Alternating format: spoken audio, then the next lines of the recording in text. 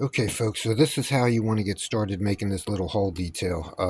I have it marked out already. I want to try to follow this line here, and I actually want to go right up to the little edge of it until it starts to disappear and go down maybe about an eighth inch in this point.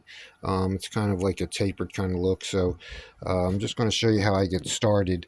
I want to just start by taking little slow nibbles, I guess you can say, and just try to keep it as straight as possible. Try to keep the phone in here. Usually I do this with two hands, but I'll try to get it done with one hand while I hold the phone.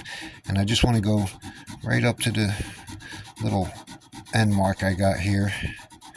And I just want to keep taking little bites until I start getting a nice straight line where I could really start laying into it. So I can't quite lay into it yet, but I can go a little faster and a little deeper every time I go back and forth on this. So that's what you want to do. You just want to go ahead, because I know the hardest part is to try to get this thing started. So once you get it to a little bit of a depth, you can start really taking out material. So that's what I want to start doing real quick.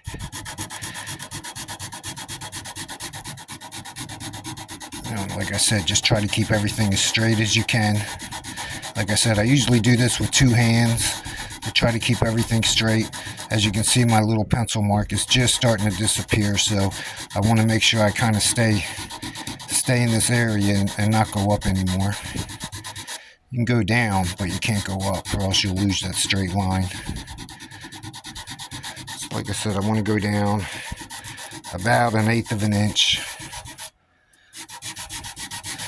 And this could take a little while, so I'm going to go ahead and just go ahead and stop this video. I just want to let you guys see how you get this process started, because it can be a little hard to start. So, but once I get it down to the depth and everything looks good and straight, then I'll go ahead and switch over to the hand grinder, and I'll just keep bringing it down even. I have a mark on the bottom where I need to stop, and then from there on I can start hand sanding it. And usually on these parts, when I do this, even after sanding it with 400 grit, I'll put a coat of paint on it, and then I'll really see where I need to be with the with this little hole detail mark. I may have to sand it even further. So that's it. That's the video. I hope this might help some of you that are trying to build these Belknap class cruisers. I think Lehigh class cruisers might have the same kind of detail in it. So that's how I go about getting that. And when it's finished, it'll look something like this.